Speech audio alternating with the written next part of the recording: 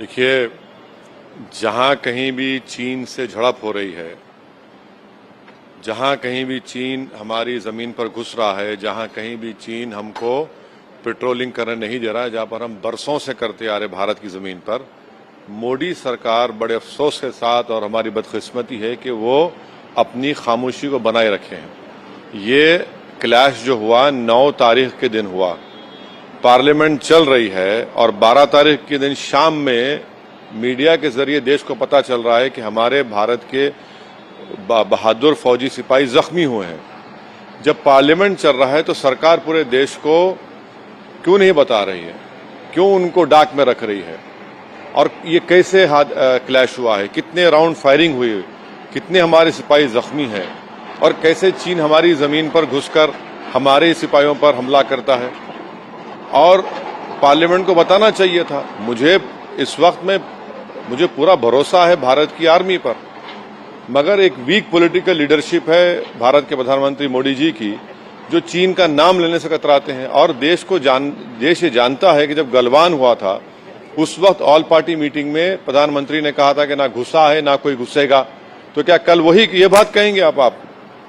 इसका मुंह तोड़ जवाब क्यों नहीं देते? और अब चाइना से हमारा जो ट्रेड इम्बैलेंस है चीन के फेवर में है, चाइना के फेवर में, उसके बावजूद भी हमारे सिपाही जख्मी हो रहे हैं।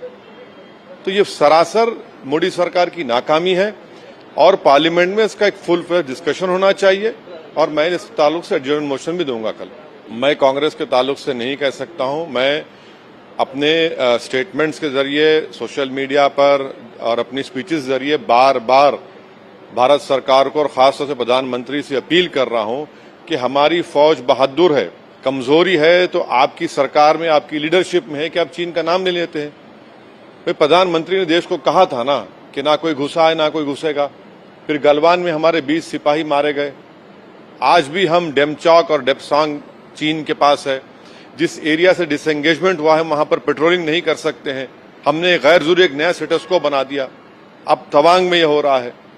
तो ये पार्लियामेंट को क्यों नहीं बताया गया? आखिर इसको क्या छुपा रही है सरकार? 9 को होता है और 12 को मीडिया से मालूम होता है। क्यों हुआ यह हादसा? कितने राउंड फायरिंग हुई? हमारे सिपाहियों की हालत कैसी है? हमारे फौजी कैसे हैं? और सरकार क्या करेगी? इसका जवाब देगी नहीं देगी? क्या सर्जिकल स्ट्राइक होगा नहीं होगा? इन बातों का जवाब हम सरकार से जानना चाहते हैं और इसलिए हम कल पार्लियामेंट में एडजर्नमेंट मोशन देंगे। हम उम्मीद करते हैं कि सरकार एक डिस्कशन अलाउ करेगी, भागेगी नहीं इन मसलों से। ये देश के हित में है, ये देश की जमीन का मामला है, ये कोई पॉलिटिकल इशू नहीं है, बल्कि सरकार को जवाब देना पड़ेगा इन चीजों पर। बड़े अफसोस की बात है कि हमारे फॉरेन मिनिस्टर ने कहा था कि ताल्लुकात पुराने उस वक्त तक बहाल नहीं होंगे जब तक बॉर्डर पर जो हालात हैं वो खत्म नहीं होंगे। मगर हम ये देखते हैं कि हमारे देश का प्रधानमंत्री उठकर जाकर चीन के प्रीमियर से मिलते हैं। आखिर क्यों इस तरह उनको अपनी कमजोरी को दिखाने की क्या जरूरत पड़ गई? क्या जरूरत पड़ी? ठीक है, G20 की प्रेसिडेंसी हमारे पास आ रही है, मगर इसका यह मतलब तो नहीं है कि हम अपनी जमीन पर कॉम्प्रोमाइज करेंगे। 1000 स्क्वायर किलोमीटर पर लद्दाख में चीन की PLA बैठी हुई है। ये सच्चाई है, बिल्कुल सच्चाई है।